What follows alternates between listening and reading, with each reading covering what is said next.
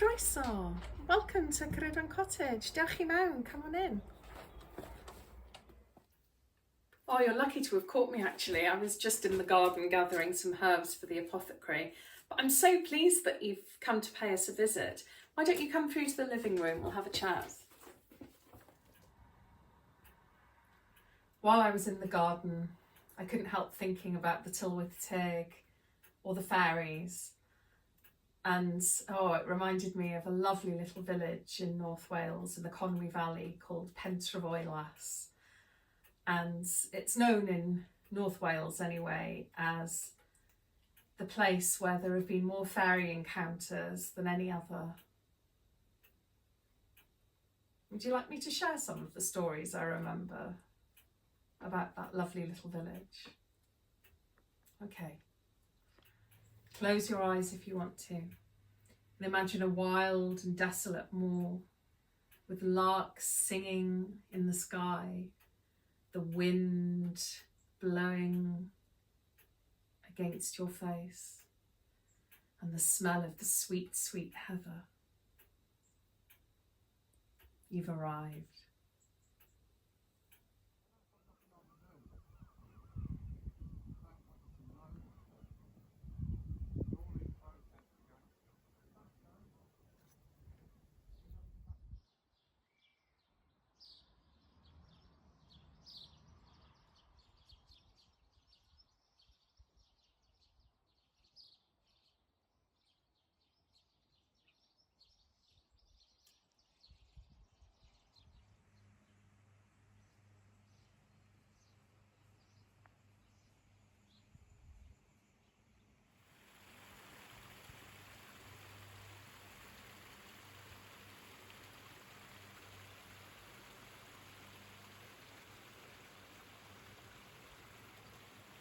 Our first tale takes us to Bryn Helyn.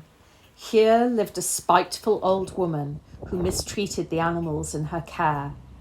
One day she was taking glass dŵr, buttermilk diluted with water, to a hayfield when she came across a strange dog. The woman called to the dog and set down the bowl as if to give it to the scared lost animal. However, as soon as they got closer, the woman took up her walking stick and proceeded to beat the poor thing. Suddenly, there appeared in front of her a group of fairy huntsmen who had been out searching for their hound. They seized the woman and asked her how she would rather travel home, below the wind, in the wind, or above the wind.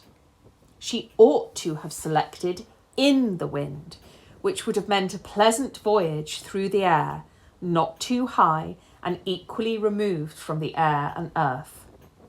Above wind is a giddy and terrible passage through the thin ether between the worlds, and it was well that she did not choose that. But the choice she did make, below wind, was just as bad, because she was snatched up by her ankles and dragged a few inches from the ground through every bog, gorse and bramble patch in the area until she was eventually dumped outside her own front door, bruised and bloody. Now, sometime later, the old woman's cousin was walking home from Pentref church back to her home, Hafod y Garreg, when she also found a little dog in an exhausted state. She took them up tenderly and carried them home in her apron. This she did partly from kind-heartedness and partly because she recalled what had happened to her cousin. So she made a nice bed for the dog by the kitchen fire and fed them well. The following day, a company of fairies came to the farmhouse to make inquiries about the dog. She told them they were safe and sound. In gratitude for her kindness, they asked her which she would prefer, a clean or dirty cowyard. Now, as well as kind, the farmer's wife was clever, so she answered that she preferred a dirty one, knowing that you can't have a clean cowyard unless there aren't any animals. She evidently gave the right answer, as the next day their herd tripled in size and the milk they produced was the finest in the area.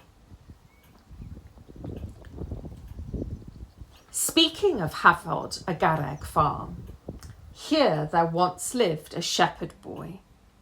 He was handsome and good-natured, but rather lonely, as he spent most of his time looking after the sheep who grazed near a remote lake far from the village. It was surprising then that one misty morning he heard the sound of a girl weeping. He walked towards where the sound was coming from and found a beautiful young woman sat on an old rock, crying into her hands. She had hair the colour of buttercups and eyes as blue as the cornflowers in the meadow. He instantly fell in love with her, as did she with him. However, before they had a chance to declare their feelings, an old man appeared. He looked as ancient and wise as the mountain itself.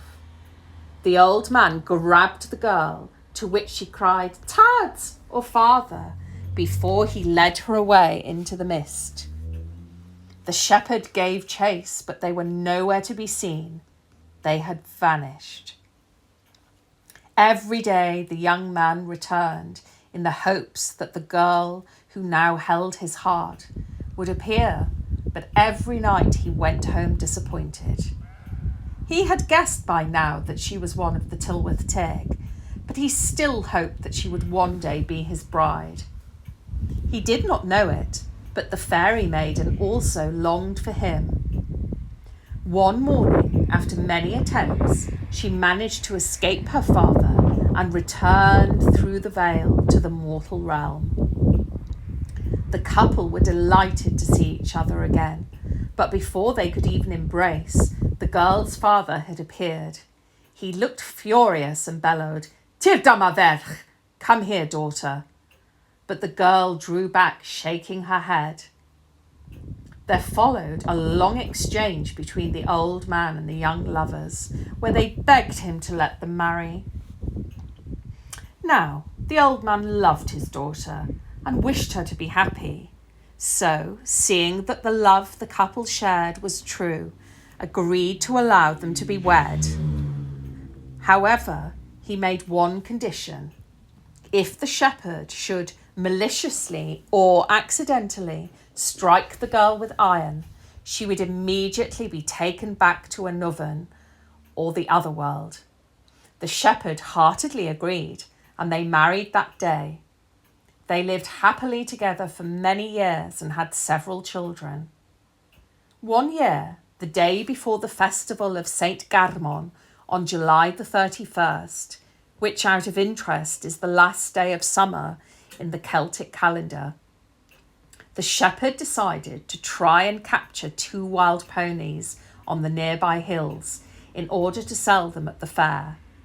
His wife went with him, but no matter how hard he tried, he was unable to get a bridle on them. In exasperation, he lost his temper and threw the bridle at the horses. Just at that moment, his wife rode into its path, and the iron in the bridle struck her arm. Husband and wife looked at each other in instant realization and despair. But before they could have a farewell embrace, her father and a host of fairies materialized and dragged her back to the other world. Her husband and children never saw her again.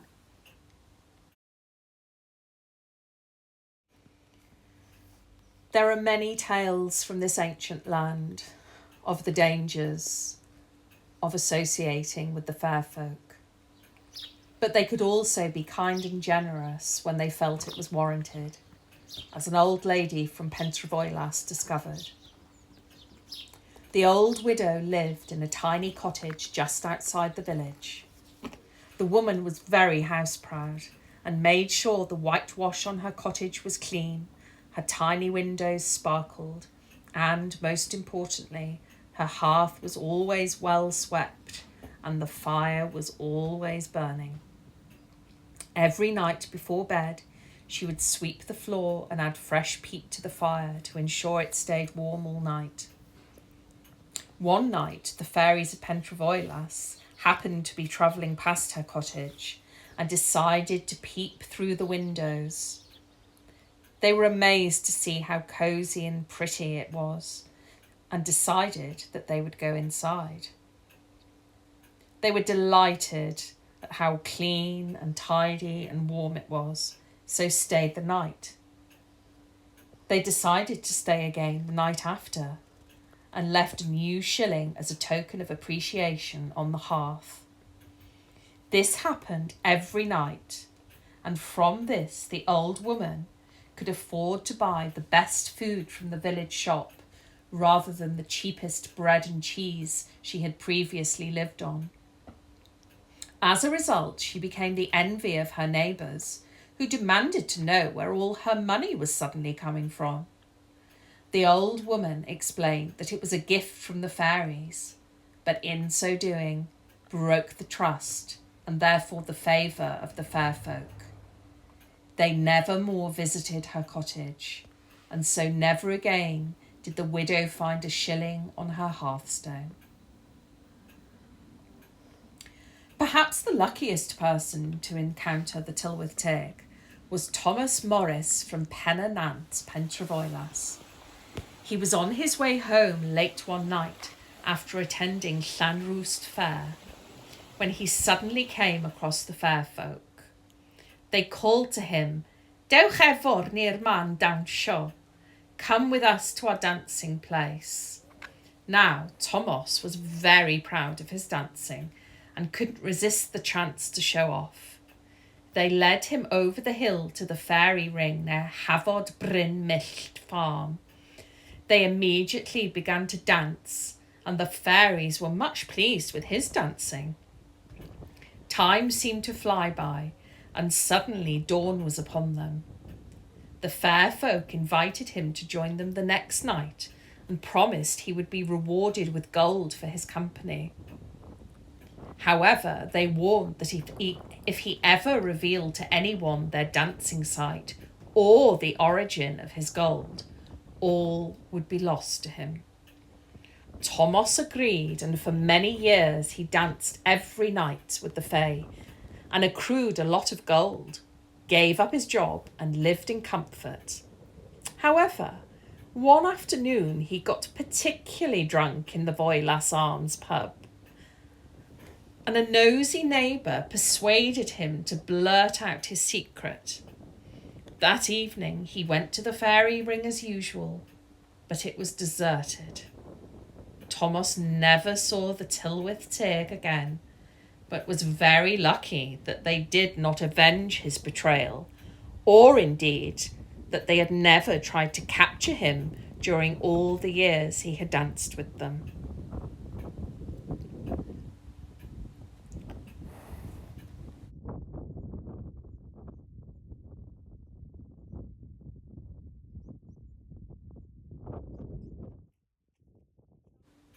My last tale for the evening is set on the Longing Moors above the village.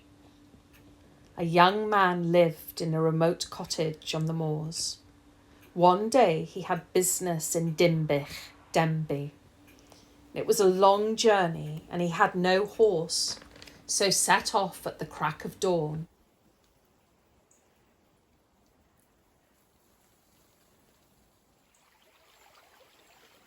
The lonely road stretched on for miles. As he approached Pontybrenneg, the Prince's Bridge, he was surprised to see a man standing on the other side.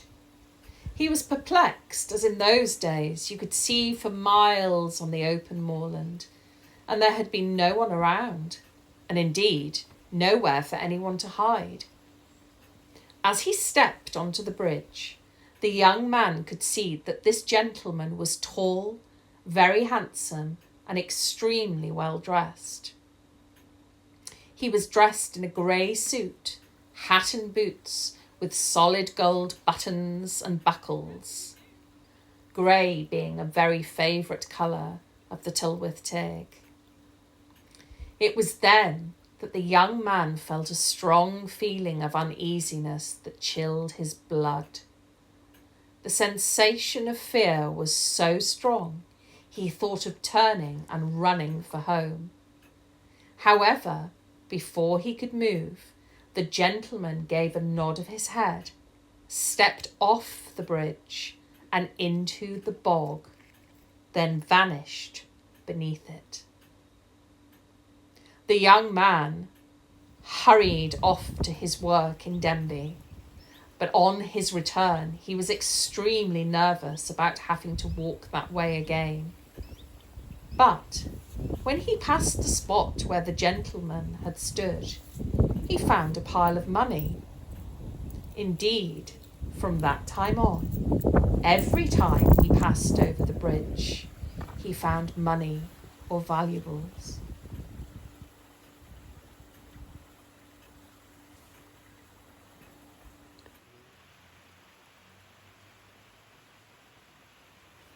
This young man was very lucky to see one of the Tylwyth Teg, who greeted him pleasantly and left him gifts. For there is another legend at Pontybrenneg, and that of the Roman centurion. And it is said that if, when you get to the bridge, you see the Roman centurion, then you are not long for this world, that you shall die soon after.